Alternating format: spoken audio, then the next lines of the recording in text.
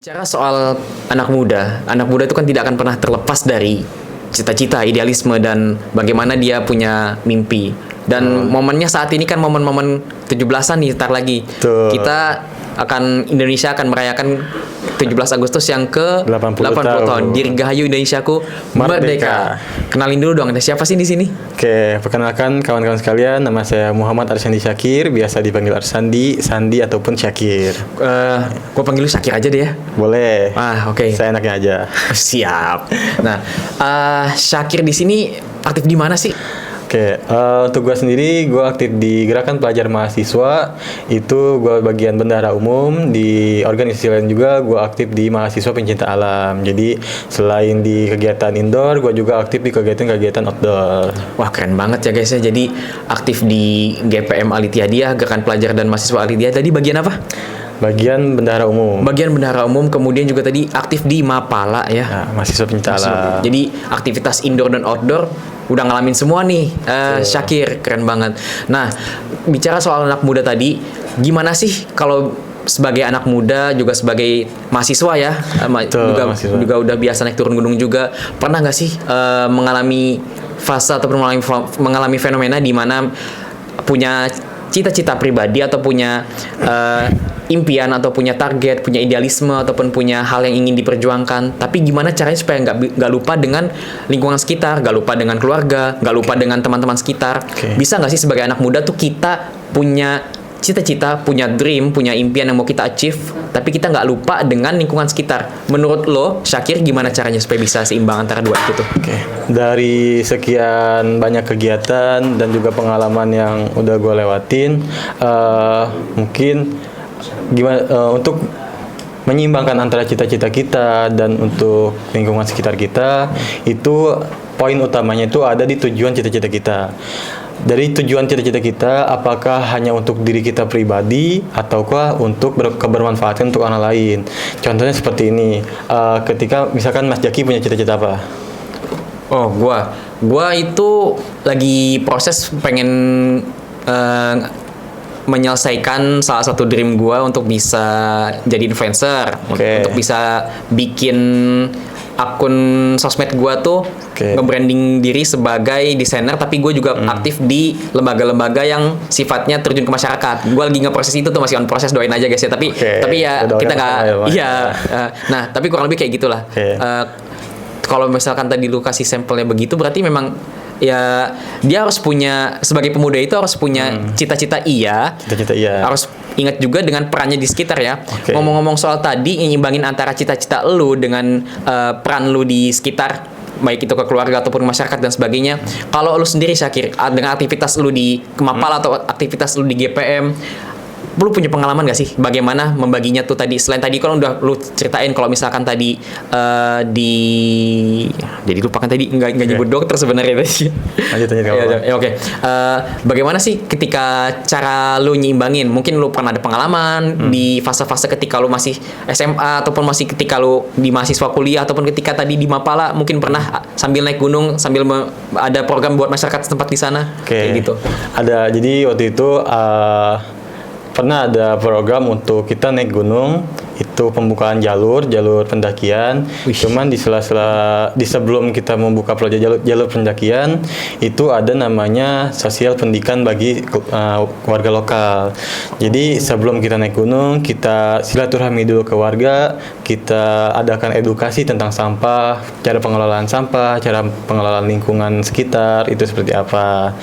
Nah, jadi di samping kita memiliki tujuan untuk diri kita pribadi, misal tujuan saya sendiri itu kan membuka jalur untuk pendakian. Tapi di samping untuk kepentingan diri kita pribadi, kita juga harus memikirkan warga lokal. Gimana kita bisa mengedukasinya tentang sampah, tentang lingkungan. Jadi yang paham tentang lingkungan itu tidak hanya orang-orang yang berpendidikan tinggi, tapi mereka yang memiliki pendidikan yang tidak tinggi itu kita kasih paham. Kita kasih paham guys, bener banget. Jadi dari pengalaman Syakir tadi kita belajar, jadi terjawab banget tadi pertanyaannya ya. Gimana sih imbanginnya antara sebagai seorang pemuda tuh punya idealisme, punya mimpi, punya cita-cita, tapi juga bagaimana supaya bisa memberdayakan orang-orang di sekitarnya, mulai dari masyarakat tadi ya. Kalau yang pengalaman tadi di Mapala tuh, wah keren banget tuh. Sorry, gue sambil buka HP di sini, gue akan coba lihat permasalahan berikutnya apa sih yang akan perlu kita bicarakan. Jadi tadi kita udah terjawab tuh guys, bagaimana anak-anak muda itu fokus kejar cita-cita pribadi tapi nggak lupa dengan lingkungan sekitarnya. Tadi dijawab sama Syakir pengalaman di Mapalanya. Mungkin lo ada pengalaman lainnya kalau dalam hal gimana sih, kita kan sebagai muslim ya. Iya. Lu pernah ini gak sih punya kegelisahan pribadi gitu? Kadang di satu sisi, di satu sisi kan kita harus soleh menjaga kualitas ibadah kita tuh. Betul banget ya kan ya. Harus menjaga sholat, jaga omongan juga. Betul. Tapi kan itu sifatnya personal ya. Iya benar, sifatnya personal. Ya personal masing-masing lah urus kayak gitu. Tapi lu punya pengalaman nggak gimana caranya imbanginnya antara soleh pribadi tapi nggak lupa dengan kesolehan sosial. Bahasa simpelnya begini deh guys. Jadi sebagai seorang muslim tuh gimana sih antara harus jaga ritual-ritual yang sifatnya memang udah kewajiban, tapi gimana caranya juga supaya mengajak sekitarnya tuh untuk bisa soleh juga. Jangan lupa juga sama lingkungan sekitarnya dalam hal keislamannya. Lu punya pengalaman begitu gak sebagai seorang muslim tuh? Mungkin waktu itu ketika gua lagi ngecamp ya di suatu bukit, itu kan bagaimana kita menjaga kesolehan kita, ibadah kita pribadi, dan juga kita untuk mengajak orang lain untuk beribadah. Nah, kebiasaan anak gunung itu kan mereka naik gunung tapi lupa akan sholat.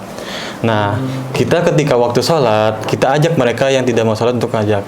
Nah, gue tuh pernah ada video ya, gue tuh nggak setuju dengan mereka yang ngejudge misalkan Mas Jaki nih, nggak sholat. Itu gue jas, nanti kalau nggak sholat bakal masuk neraka, bakal kafir, bakal apa. Nah, gue lebih setuju negur untuk mereka yang untuk beribadah tuh dengan narik tangannya, ajak mereka sholat, tidak untuk dijas. Jadi kalau kita untuk menjaga antara ibadah kita pribadi personal dan untuk menjaga ibadah orang lain juga, lingkungan kita untuk terjaga juga, mari kita ajaknya tuh jangan ngejudge, tapi tarik tangannya, ajak mereka sholat. Pengalaman gue pribadi waktu itu gimana tuh? Jadi ada acara non formal. Di situ teman-teman gue kan ada yang mabok, ada yang enggak. Nah, ketika ada waktu sholat, ada suatu ketika gue ajak teman gue, yuk sholat. Gue tarik tangannya. Di samping kita mau menjaga ibadah kita pribadi kepada Allah, kita juga mengajak teman kita untuk menjaga ibadahnya, gitu Mas. Langsung terjawab guys ya. Jadi memang sebagai seorang muslim tuh yang pertama, kesolehan pribadi itu memang udah sebuah kewajiban yang nggak boleh banget lupa dimanapun kita berada. Yang sholat, kemudian baca Quran dan zikir segala macam itu udah harus ya nggak boleh lepas dari dalam diri ya. Tapi kan yang menjadi permasalahan biasanya kan ada beberapa orang-orang yang memang lupa gitu bahwa dia harus juga mengajak sekitarnya ya untuk bisa merasakan ya nikmatnya menjadi seorang muslim ya. Dari Syakir juga tadi kita belajar pengalaman yang benar-benar real di lapangannya. Tadi punya teman yang memang sedang mabok ya. Juga tadi bagaimana keadaannya di gunung juga bagaimana bisa melibatkan masyarakat sekitar di pertanyaan yang sebelumnya. Kemudian jadi tadi juga bagaimana Syakir pengalaman pas di pengalaman yang lainnya ada temannya yang sedang mabuk tuh diajak untuk bisa ingat sholat ya. Jadi di samping kita ingat ibadah kita kepada Allah, kita juga harus memikirkan ibadah teman-teman kita, lingkungan sekitar. Karena gue yakin Allah tuh suka dengan orang yang mengajak untuk kebaikan dibanding untuk kita sendiri. Gitu. Gue melihat satu poin yang menarik banget guys di sini.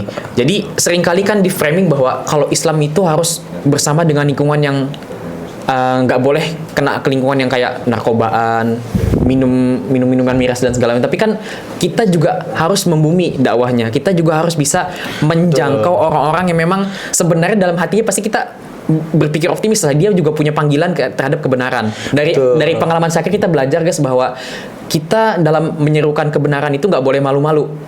Misalkan ada orang yang kelihatannya maksiat nih, kita nggak boleh ngejudge. Ya kan, tadi dikatakan sama Syakir kita nggak boleh ngejudge. Justru kita harus proaktif mulai duluan ngajak. Gimana lu? Udah sholat belum? Atau enggak gimana lu? Kayak gimana tadi pengalaman lu tadi tuh? Ya berarti menarik banget ya. Itu poin itu yang gue tadi highlight ya. Jadi tarik tangannya, ajak dia sholat gitu Mas. Jadi kan kita belajar juga kan dari kisah Rasul, gimana Rasulullah SAW tuh mengajak para sahabat-sahabat untuk masuk Islam. Itu kan nggak mudah untuk mengajak Umar untuk jadi Islam, mengajak Abu Bakar untuk jadi Islam. Itu kan nggak mudah. Itu perlu keberanian dan juga perlu namanya kekuatan untuk berdakwah pada sosial. Iya, gue setuju banget tuh tadi. Wah, keren banget ya guys pengalamannya Syakir di sini. Oke. Kita di topik tentang anak muda berdampak bagi bangsa tadi sudah terjawab bagaimana gimana sih caranya ngebagi antara idealisme anak muda, mempunyai impian, mempunyai target, mempunyai dream, tapi juga tidak lupa kepada lingkungan sekitarnya. Udah dijawab juga tadi sama Syakir pas pengalamannya mendaki gunung tadi ya.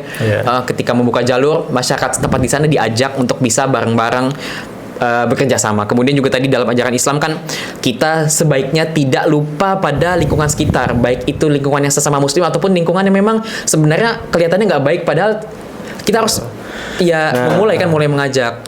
Di antara kita harus memikirkan lingkungan yang baik, tapi kita juga harus memikirkan lingkungan yang tidak baik. Gimana kita cara mengolah lingkungan yang tidak baik itu untuk kita ajak menjadi lebih baik. Gitu. Keren banget tuh, gue setuju banget dengan hal itu. Nah, langsung aja nih kita punya pesan-pesan apa nih buat teman-teman anak muda di sana yang memang masih memperjuangkan idealismenya supaya nggak lupa dengan yang lain juga, dan gimana sih caranya supaya dalam memperjuangkan idealismenya itu dia nggak ngerasa kayak beban gitu.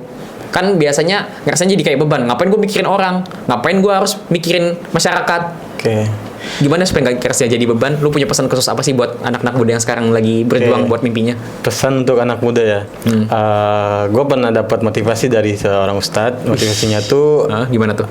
Hidupnya tetap hidup, matinya tetap hidup. Yang artinya itu hidupnya ketika dia hidup dia membawa manfaat bagi orang sekitarnya. Yang tadi gue bilang ketika dia punya tujuan, tapi dia juga memikirkan orang lain gitu. Dan untuk yang itu yang matinya tetap hidup itu ketika dia sudah tidak ada, kebermanfaatan yang dilakukan ketika hidup itu dilanjutkan oleh orang lain. Nah, bagaimana sih untuk tidak menjadi beban? Itu kita jalanin dengan rasa empati yang tinggi. Ketika kita di jalan lagi lihat anak kecil lagi pengamen, itu bisa membangkitkan semangat kita untuk tidak menyerah. Jadi beban yang timbul tuh tidak menjadi beban, tapi untuk motivasi kita untuk terus semangat. Gitu. Wah, keren banget share-nya. Thank you banget udah datang di podcast kali ini. Syakir, sampai ketemu di podcast berikutnya guys ya. Sekian untuk podcast kali ini. Dirgaya Indonesiaku 80 tahun Merdeka.